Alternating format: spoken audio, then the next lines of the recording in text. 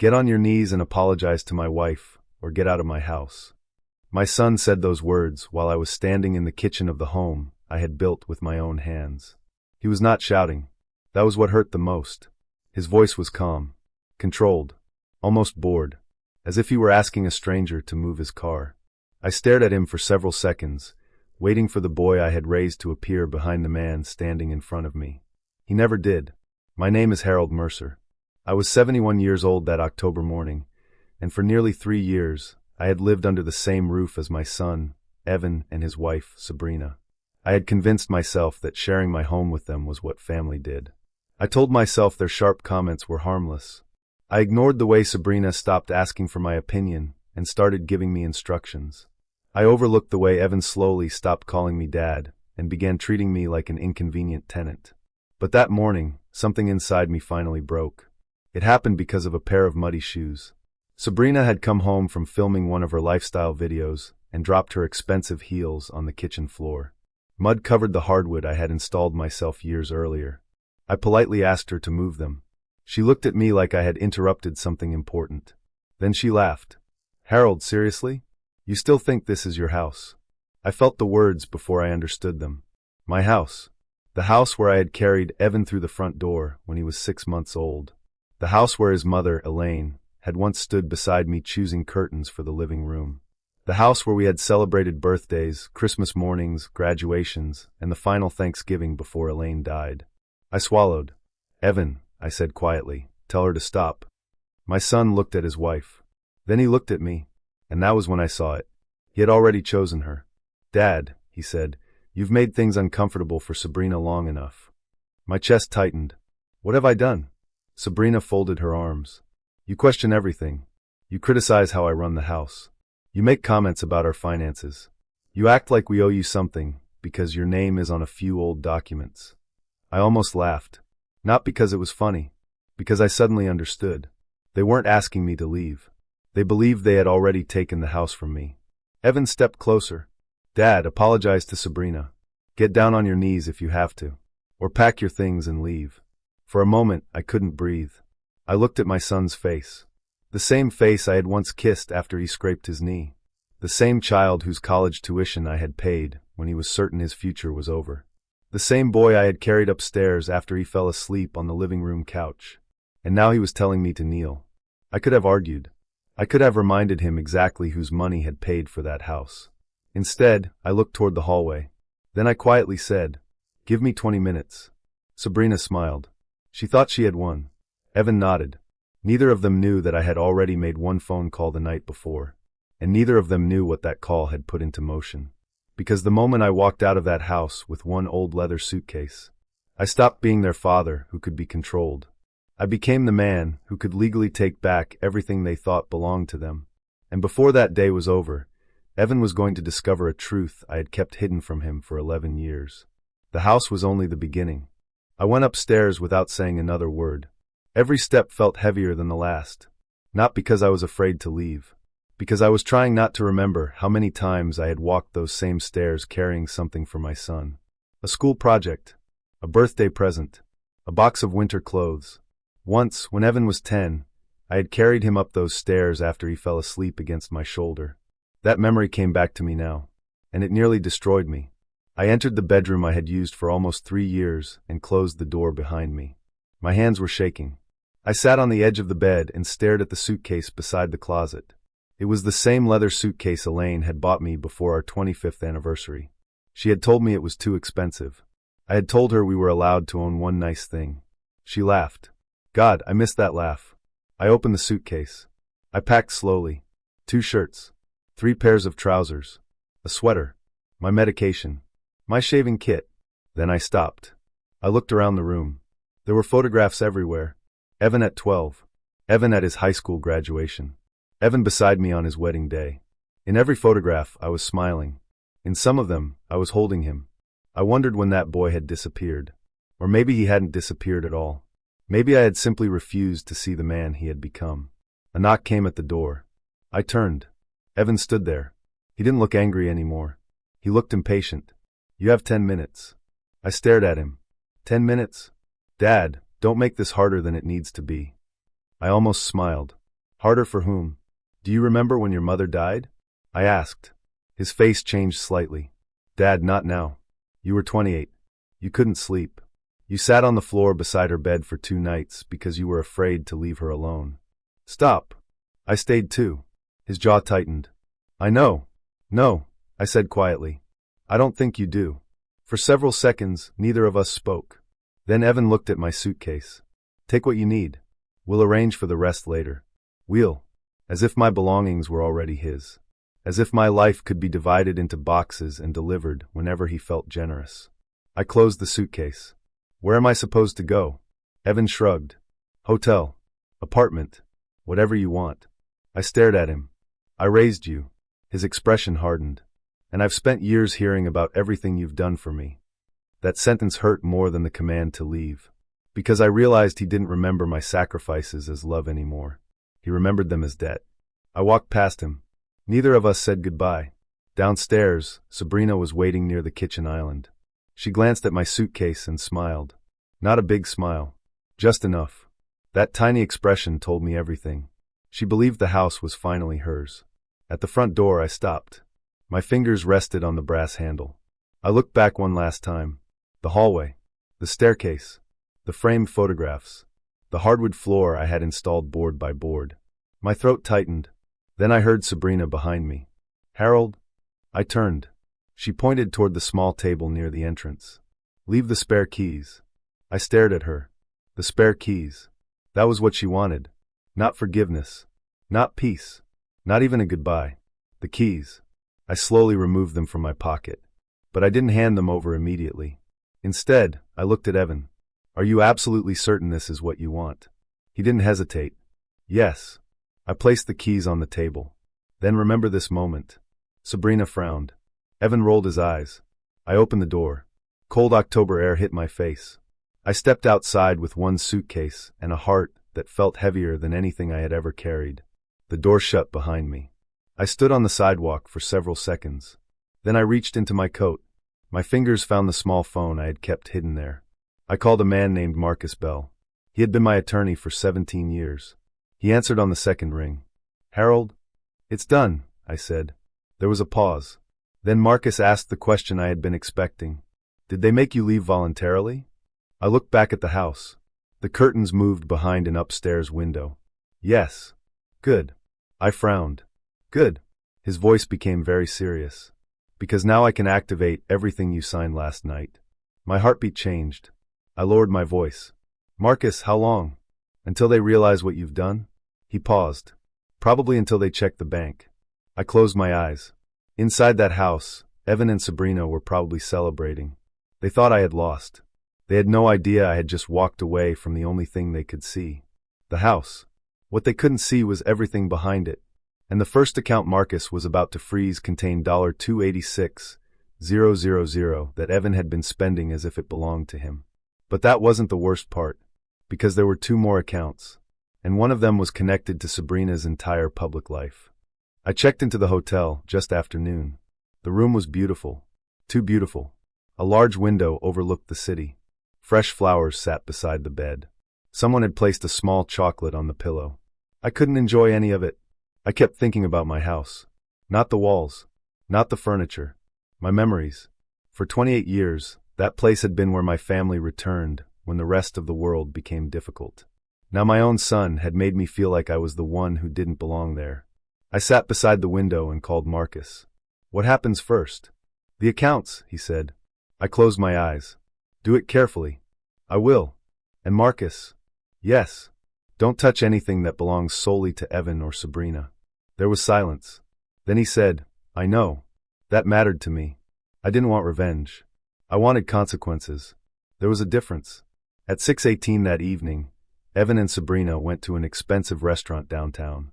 I knew because Marcus had arranged for me to receive notifications whenever the trust-linked cards were used. I wasn't spying on them. I was protecting what was mine. Evan ordered dinner.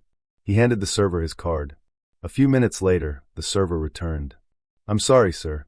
The card was declined. Evan frowned. Try it again. The server did. Declined. Evan pulled out another card. That one failed too. Across the table, Sabrina lowered her phone. What is happening? Nothing. You just had 2 cards declined. Evan's voice sharpened. I said I'll handle it. But he couldn't.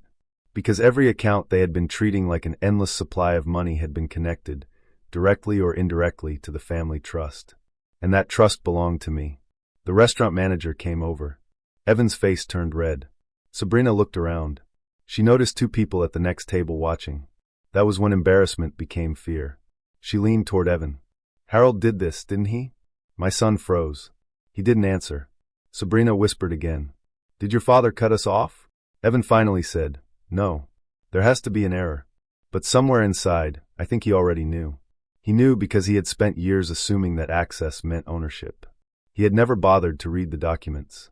He had never asked whose name was actually written on them. And he certainly never imagined that the quiet old man he had ordered out of his house could make a phone call that changed everything. The next morning, Marcus called me at 7:10. Harold. His tone was different. What happened? Evan's BMW was repossessed. I stared at the coffee in my hand. For some reason, that news didn't make me happy.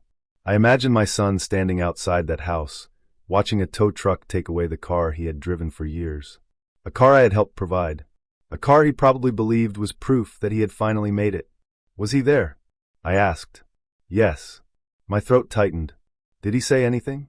Marcus hesitated. He kept telling the driver the vehicle belonged to him. I looked toward the window. He doesn't understand. No, Marcus replied. He doesn't. Then Marcus became quiet. What? There is something else. I waited. Sabrina's business account has been flagged. My stomach tightened. What kind of flag? Financial review. Several of her business expenses were paid through an account connected to your trust. I slowly put down my coffee. Can she prove she was authorized? Marcus didn't answer immediately. That silence told me enough. Then he said, Harold, she may have a much bigger problem than a canceled card. I stood up. What did you find? Marcus lowered his voice. We found payments going back almost 4 years. I stared at the city outside my window. For years. For years of money. For years of lies. For years of my son and his wife living a life they believed they had earned themselves. Then Marcus said the words that made my hands go cold. And the total is much higher than the amount you thought they had taken. I swallowed. How much? He gave me the number. I couldn't speak. Because suddenly, I wasn't looking at a family argument anymore. I was looking at evidence. And somewhere inside those financial records was the answer to a question that had haunted me since Evan told me to leave. Why had my son suddenly become so desperate to control my house? Maybe it was never about the house. Maybe he was afraid of what I would discover if I stayed. Marcus asked me to come to his office the following morning. I almost didn't go. Not because I was afraid of what he had found. Because I was afraid of what it might tell me about my son. There are things a father can forgive. There are things a father can explain. But there are some truths that change the way you remember your entire life. Marcus was waiting when I arrived. 3 folders sat on his desk. He didn't offer me coffee. That alone told me how serious it was. I sat down. Tell me. Marcus opened the first folder. Evan had access to several trust-linked accounts. He was never the owner. He was only an authorized secondary user. I nodded. I knew that. You knew he could use them. You didn't realize how much he was using them. He pushed a statement toward me. I looked down. Mortgage payments. Utilities. Property maintenance. Groceries. Insurance. Private purchases. The list continued for pages. I stared at the numbers. How long? Almost 4 years. My fingers tightened around the paper. How much? Marcus turned another page. Approximately $214,000. I stopped breathing for a second. $214,000. I had expected something. Maybe 50,000. Maybe 70. But this was different. This wasn't an occasional emergency. This was a lifestyle. I looked up. Evan knew. Marcus nodded. He initiated many of the transfers. I leaned back. My chest felt strangely empty. I remembered the first time Evan had asked me for money after college. He had been embarrassed. He had stood in my garage and said, "Dad, I hate asking." I had hugged him. I told him he never needed to feel ashamed for needing help. I had meant it. Now I wondered how many times that embarrassment had been an act. Marcus opened the second folder. This concerns Sabrina. My jaw tightened. Her name appeared on page after page. Photography equipment. Business consulting. Travel expenses. Advertising. software subscriptions, luxury purchases categorized as business expenses. I stared at the figures. Did she know where the money came from? Marcus chose his words carefully. We can't prove what she knew yet, but there are messages. He handed me printed emails. I read them. Sabrina had asked Evan whether your father's account could cover a business expense. Another message asked him to move the payment before Harold notices. I read that sentence 3 times. My vision blurred. I put the page down. Harold. Marcus's voice softened. I shook my head. Don't. I looked toward the window. Outside, people walked past the office carrying coffee, talking on phones, living ordinary lives. I wanted an ordinary life. I wanted my son to call me because he missed me. I wanted to hear him complain about work. I wanted to sit across from him at Thanksgiving and pretend the world was still intact. Instead, I was sitting in a lawyer's office reading evidence that my own child had been quietly draining the legacy I had spent decades building. I whispered, I would have given him the money. Marcus didn't respond. I continued. He only had to ask. I know. No. My voice cracked. He didn't know that. Marcus looked at me, and that was the moment I realized something painful. Maybe Evan hadn't stopped loving me. Maybe he had simply convinced himself that everything I owned would eventually become his. So taking it early didn't feel like stealing. It felt like collecting an inheritance. That thought hurt more than the numbers. Marcus slowly opened the 3rd folder. This is why I asked you to come in. I looked at him. What is it? He turned the folder toward me. Inside was a property document. My eyes moved across the page, then stopped. I read it again. Marcus? Yes. Why is Evan's name here? That's the problem. I stared at the signature. It wasn't mine, and yet someone had used my trust information to authorize a document connected to the house. My heart began pounding. Did he forge this? We don't know yet. Then what do we know? Marcus leaned forward. We know Evan represented himself as having authority he didn't possess. The room suddenly felt smaller. I thought about that morning. The command. The humiliation. The demand that I kneel. He hadn't been acting like a son who wanted his father gone. He had been acting like a man terrified that his father might discover something. I looked at Marcus. What's next? He closed the folder. Now we find out what Evan was trying to hide.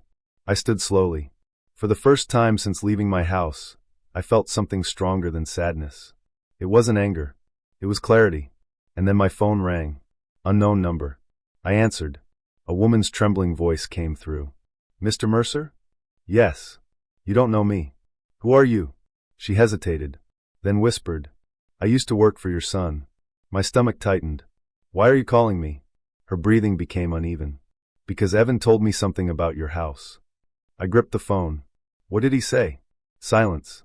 Then she said, he told me your father would never find out what they had done to the trust. My heart stopped. Who is your father? She went silent again. And then I heard her say the words that changed everything. Mr. Mercer, I don't think Evan knows that I still have the recording. A recording? Of what? I looked at Marcus. He had heard enough from my expression to know something was wrong. I put the call on speaker. Tell me exactly what you recorded. The woman took a shaky breath. Then she said, it was the night Evan and Sabrina decided they had to get you out of the house. And suddenly, I wasn't listening for financial evidence anymore. I was listening for the moment my own son decided that removing his father wasn't enough, and decided what else had to disappear with him. The woman on the phone wouldn't speak for several seconds. I could hear traffic behind her. Then a door closed. Mr. Mercer? I'm here. My name is Lydia Shaw. Marcus immediately reached for a notepad. I looked at him. He nodded for me to continue. Lydia, you said you worked for my son. I did. I handled scheduling and bookkeeping for Sabrina's business. My stomach tightened. Why did you leave? She breathed out slowly. Because I realized what they were doing. What were they doing? Another silence. Then Lydia said, they were trying to make you look incapable of managing your own affairs. My body went cold. I stood. What? Marcus's eyes narrowed. Lydia continued. They said you were confused. That you forgot things. That you were becoming difficult to live with. I couldn't speak. I had forgotten where I put my glasses twice that month. I had asked Evan to repeat himself once during dinner. That was enough? My son had apparently decided those ordinary moments were evidence that his father was losing his mind. Why would they do that? Because they wanted control. Control of what? The trust. I closed my eyes. There it was. The word I had been avoiding. Not the house. Not the cards. Not the car. The trust. Lydia told me that several months earlier, Evan had asked her to help organize documents for what he called a family transition. She thought it meant estate planning. It didn't. He told me you wouldn't cooperate willingly, she said. My throat tightened. Cooperate with what? He wanted your authority reduced. Marcus wrote something down. I stared at the wall. My son hadn't simply wanted me out of the house. He had been preparing for a future where I couldn't make decisions about my own money. And then Lydia said something that hurt even more. He told Sabrina that once you were gone, everything would become easier. My lips parted. Did he say that? Yes. Exactly? Yes. I sat down again. For a moment, I wasn't 71 years old. I was sitting in my garage 25 years earlier, watching a 12-year-old Evan struggle to fix a bicycle chain. He had grease on his cheeks. He was frustrated. I remember kneeling beside him and saying, "Don't force it. Understand it first." He had looked at me and smiled. "Dad, you always know what to do." I swallowed the lump in my throat. When had that child started looking at me as something standing between him and money? "Lydia," I whispered, "you said you had a recording." "I do." "Of what?" "The meeting." "What meeting?" "The night before you were told to leave." Marcus immediately leaned forward. "Where was this meeting?" "At the house." My heart began beating harder. Lydia explained that she had been there because Sabrina wanted help preparing documents for her business. She had left her phone charging in the adjoining room. The recording had started accidentally. But she hadn't deleted it. Why keep it? Because the next morning, I knew something terrible was going to happen. I closed my eyes. "Send it to Marcus." "I can. Now." There was a brief pause. Then Lydia said, "There's something you should know first." My eyes opened. "What?" "The recording doesn't just contain Evan and Sabrina." My stomach dropped. "Who else?" "Someone came to the house that night." "Who?" "I don't know his full name." Marcus stopped writing. "Lydia," I said carefully, "what did this man look like?" "Older. Gray hair. Expensive coat." Evan called him Mr. Dalton. Marcus's face changed. I noticed immediately. "Marcus?" He didn't answer. "Who is Mr. Dalton?" Marcus slowly put down his pen. "Harold." His voice had lost its professional calm. "Dalton is the attorney who handled the property transfer paperwork for Evan's previous business." I stared at him. Why would Evan bring his attorney into my house? Marcus looked directly at me. "That's exactly what we need to find out." A notification appeared on my phone. One new file. Lydia had sent the recording. I looked at Marcus. "Play it." He connected the phone to his laptop. The recording began with muffled footsteps. Then Sabrina's voice. "We can't keep waiting." Evan answered. "Dad isn't going anywhere unless we force him." My blood ran cold. Then Sabrina said something that made my hands start shaking. "Then don't make him leave willingly." There was a pause. A chair scraped against the floor. Then another man's voice entered the recording. Calm. Older. Professional. "Once the petition is filed, he won't have much choice." I stared at Marcus. He stared back. The recording continued. Evan asked, "And the house?" The older man answered, "If everything goes according to plan, your father won't be able to challenge the transfer." My heart stopped. Transfer. I leaned toward the laptop. "What transfer?" Marcus didn't respond. Then Evan asked the question that made the room feel suddenly freezing. "What if Dad finds out before we get the papers signed?" The attorney answered, "Then you make sure he doesn't have access to the documents." The recording ended. Silence filled the office. I stared at the black laptop screen. My son hadn't simply wanted me out. He had been trying to make sure I couldn't fight back. Marcus finally spoke. "Harold, I need you to listen carefully." I looked at him. "We need to check the property records immediately." "Why?" "Because if Evan was preparing a transfer." He stopped. "What?" Marcus opened his computer. His fingers moved rapidly across the keyboard.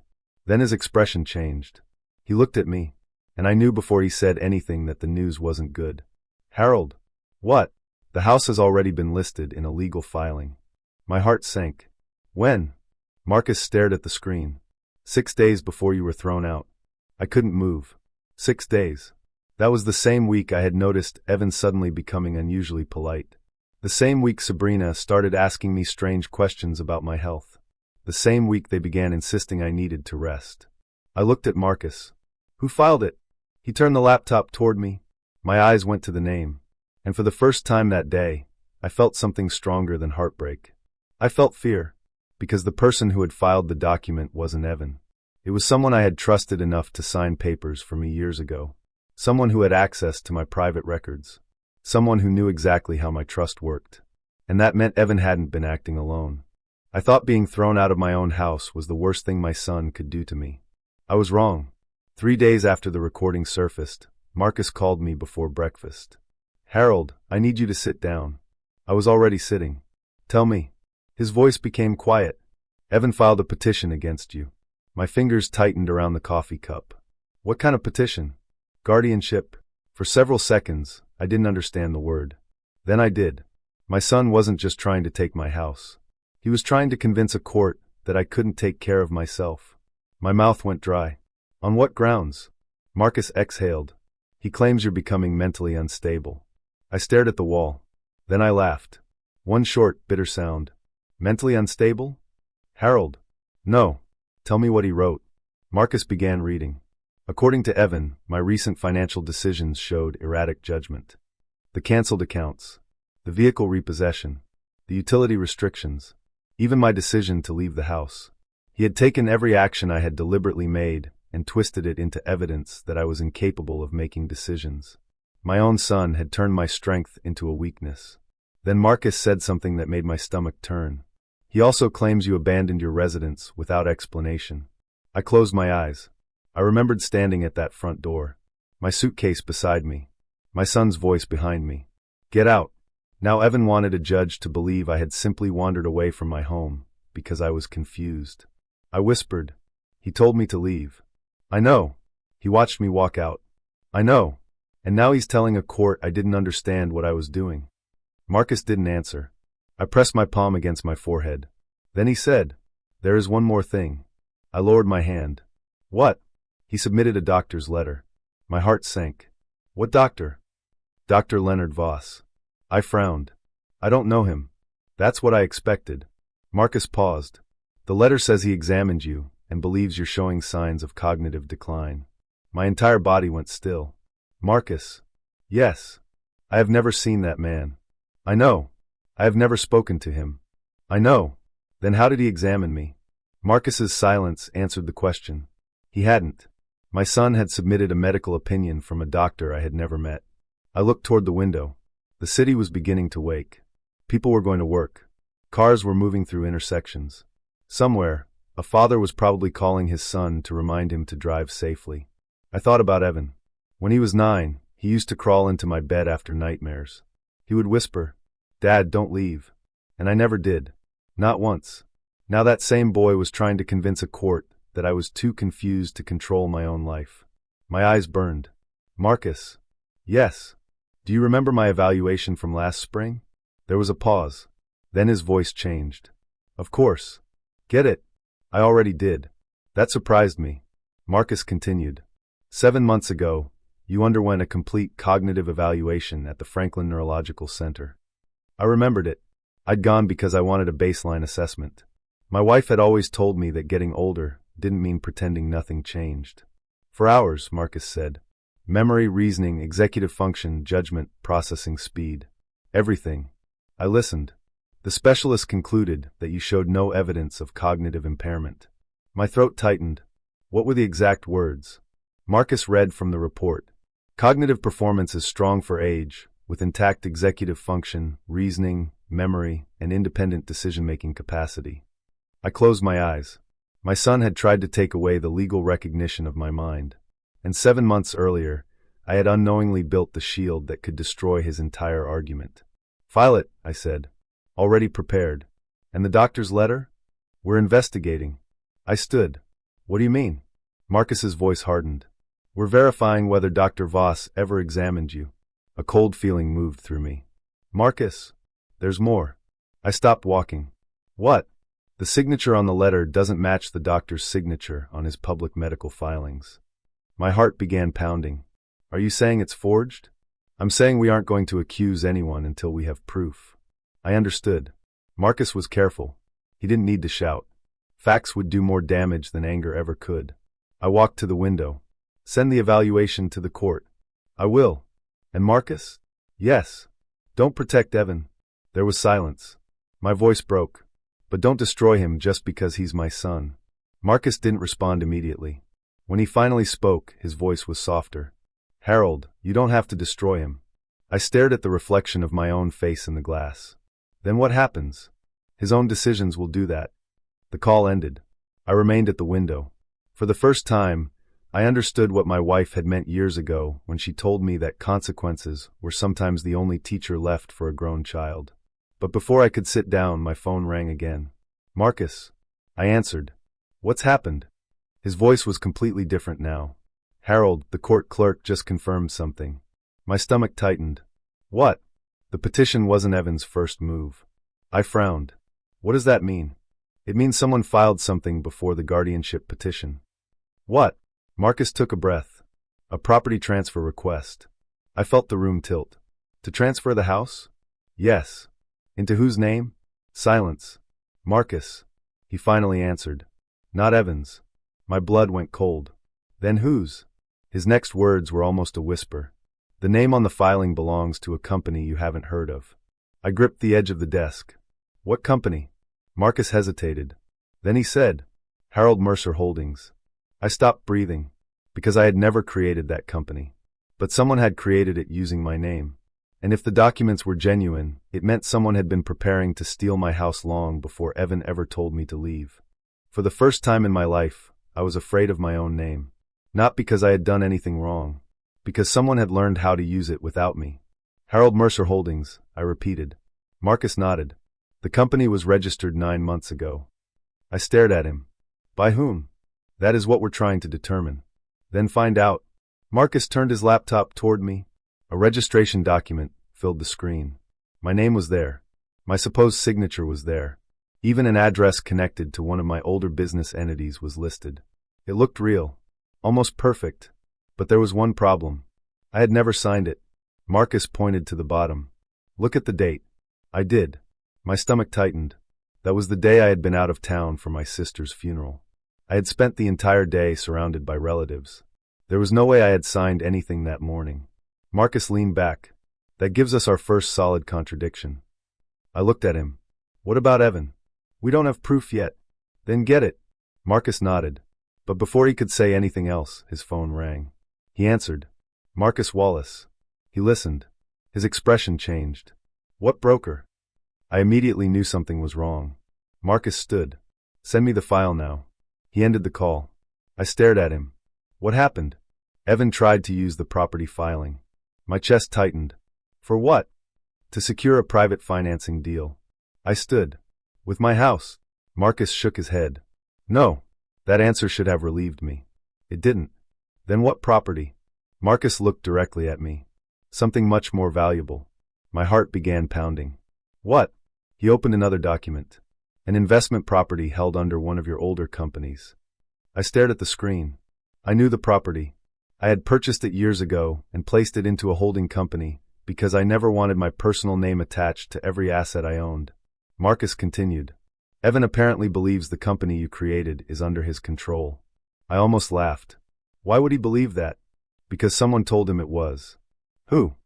Marcus looked down at the paperwork. That's where it gets interesting. He slid the document across the desk. I recognized the signature immediately. Not Evan's. Not Sabrina's. A third person's. The same person whose name had appeared on the transfer request. I stared at it. Then I whispered, Dalton. Marcus nodded. The attorney from the recording. The man who had been sitting in my house while my son discussed how to remove me. The man who apparently knew exactly how my companies were structured. I felt sick. So Evan and Dalton were working together. Possibly. Marcus. He looked at me. I don't need possibly anymore. My voice was shaking. I need facts. He nodded. We're getting them. That afternoon, Evan walked into a private financing office carrying a folder. He believed he had come prepared. He believed he had documents proving his authority. He believed the property could be used as collateral for a loan large enough to rescue the lifestyle he had built. What he didn't know was that Marcus had already contacted the broker. And the broker had agreed to preserve everything Evan presented, including the fraudulent filing, including the company documents, including the recording of Evan's conversation. Evan apparently told the broker, "My father isn't capable of managing these assets anymore. I'm handling the transition." The broker asked him for proof. Evan produced the guardianship petition. The same petition that had already been challenged. The same petition supported by a questionable medical letter. Evan apparently smiled. He believed that piece of paper gave him authority. It didn't. The broker checked the property registry, then checked the company ownership, then checked my trust records, and finally looked at Evan. "Mr. Mercer," he said, "this property doesn't belong to you." Evan insisted. "It will." The broker shook his head. "No, it belongs to Mercer Heritage Group."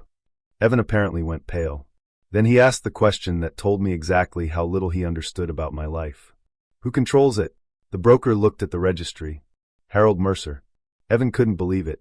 He asked him to run the search again. The broker did. Same result.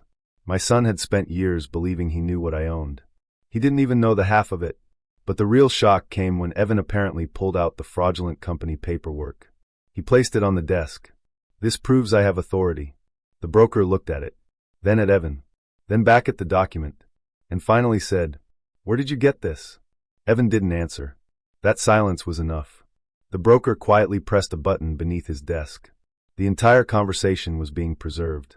Evan didn't know, but Marcus did. And now I did too. When Marcus finished telling me, I sat completely still. Did Evan realize what he'd done? No. I looked down. For some reason, I felt sorry for him. Not because he deserved forgiveness. Because he had become so desperate that he couldn't recognize the trap in front of him. "Marcus." "Yes." "Does this cross the line?" He knew what I meant. Potentially. I closed my eyes. My son had forged documents. He had tried to manipulate a court. Now he had attempted to use those documents to gain financial control over property that wasn't his. The argument was no longer about family. It was evidence. Marcus lowered his voice. "Harold, there is something else." I opened my eyes. "What?" "The broker asked me to come in tomorrow." "Why?" "He wants to hand over the original documents Evan presented." My heartbeat quickened. "Originals?" "Yes." "Then why didn't he simply scan them?" Marcus stared at me. "Because one of the documents contains a signature." I swallowed. "Whose?" Marcus's answer made every hair on my arms rise. "Yours." I looked at him. "That's impossible." "I know." "Then what does that mean?" Marcus leaned closer. "It means we may finally have proof of who forged your name." I couldn't breathe. Because somewhere on that document was a signature that looked like mine. And if Marcus could prove who had created it, then the person who helped my son steal my life was about to walk directly into the evidence room with us. The next morning, Marcus and I arrived at the broker's office before Evan did. I sat in a quiet conference room with my hands folded on the table. For the first time in weeks, I wasn't nervous. I was tired. There is a difference. Nervousness makes you wonder what will happen. Tiredness comes when you already know the truth and simply want the world to stop pretending. Marcus placed the documents in front of me. "The originals are here." I looked down. My forged signature stared back at me. It was almost perfect. Almost. But I knew my own handwriting. The person who created it had copied my signature from an old document. They had copied the shape, the pressure, even the little curve at the end. But they didn't know one thing. I had changed my signature years earlier. After Elaine died. She used to tease me about it. She said my old signature looked like I was signing checks while running from a fire. My new one was slower, more deliberate. The signature on that document was the old one. That tiny detail was enough to make my chest ache. Someone had stolen a piece of my past and used it against me. The door opened. Evan walked in. He stopped when he saw me. For several seconds, neither of us spoke. My son looked exhausted. His expensive clothes were wrinkled. His eyes were red. He looked older than he had a month earlier. Behind him came Dalton, the attorney from the recording, the man who had sat in my home while my son discussed removing me. Dalton froze when he saw Marcus. Then he saw the documents. His face changed. Evan noticed. "What's going on?" Marcus stood. "Sit down." Evan looked at me. "Dad." I almost flinched at the word. It had been so long since he'd said it without anger. I pointed toward the chair. "Sit." He did. Dalton remained standing. Marcus placed the first document on the table. This was presented as evidence of Harold Mercer's authority transfer. Evan swallowed. It is. No, Marcus said. It isn't. Dalton stepped forward. This is a misunderstanding. Marcus turned toward him. Then you'll have no problem explaining the signature. Dalton looked down. Silence. Evan stared at the paper. Then at Dalton. What signature? Marcus pointed. Harold's. Evan looked at me. Dad, you signed it. I felt something inside me break. Not because he believed it. Because he wanted to. I said quietly, No, Evan. His face changed. Marcus opened another file. This document was created while Harold was attending his sister's funeral. Evan's eyes widened. That doesn't prove anything. It proves he wasn't present. Dalton interrupted. Mr. Wallace, you're making assumptions. Marcus smiled. It wasn't a friendly smile. We also have the original source document from which the signature was copied. Dalton went completely still. Evan looked at him. Dalton. No answer. Then Marcus placed the recording transcript on the table. The conversation from the house. Evan's voice. Sabrina's voice. Dalton's voice. Every word. Every plan. Every discussion about removing me. Evan's face drained of color. No. I looked at him. He shook his head. No, Dad. He looked almost like the little boy who used to wake up from nightmares. Please. That word nearly destroyed me. Because somewhere beneath everything he had become, I could still see my son. The child who had once needed me.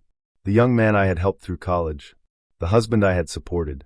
The father I had hoped he would become. And I realized something. I didn't want him ruined. I wanted him to understand. I leaned forward. Evan, do you know what hurt me the most? He couldn't answer. It wasn't the money. His eyes filled.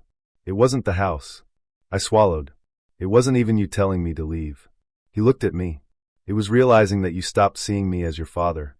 His lower lip trembled. You started seeing me as an obstacle. Evan covered his face. For several seconds, the room was silent. Then he whispered, I thought you would never let me have anything. My heart sank. Anything? He lowered his hands. You had everything, Dad.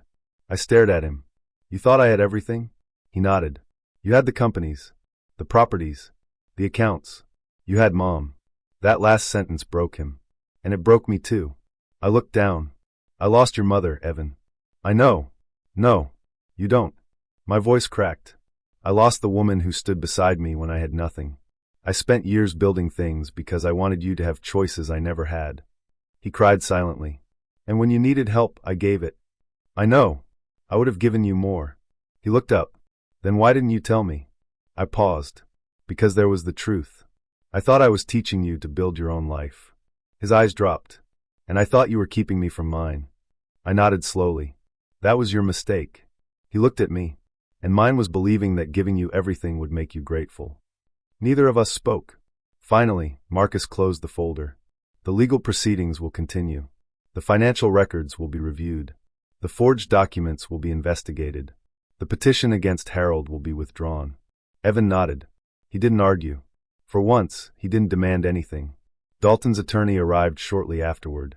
The meeting ended. Evan stood near the door. Before leaving, he turned around. Dad. I looked at him.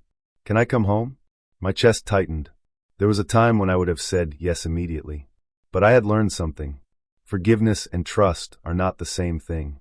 So I answered honestly. Not yet. His face fell. But someday. I looked at my son for a long time. If you become the man I raised, maybe. He nodded. Then he walked away. I watched the door close behind him. And for the first time in weeks, I cried. Not because I had won. Because I finally understood that there had never been anything worth winning. That evening, I returned to my house. I stood outside for several minutes before opening the door. The hallway looked exactly the same.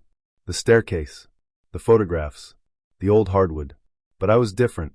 I walked into the kitchen. Sabrina's shoes were gone. The house was quiet. Almost painfully quiet. I opened the cabinet and found one of Elaine's old coffee mugs. I held it against my chest. And whispered. I came back. For the first time since she died, saying those words didn't feel like an apology. It felt like permission. I was 71 years old. My son had betrayed me. He had tried to take my home, my money, and even the legal right to make my own decisions. But he hadn't taken the one thing that mattered most. My ability to choose what happened next. I didn't destroy Evan. I didn't need to. I simply stopped protecting him from the consequences of his own choices. And maybe that was the deepest lesson of all. Sometimes loving your child means opening the door. Sometimes it means closing it. And sometimes it means standing quietly in the middle of your own home, looking at everything you built, and realizing that your life was never over. It was simply waiting for you to come back to it.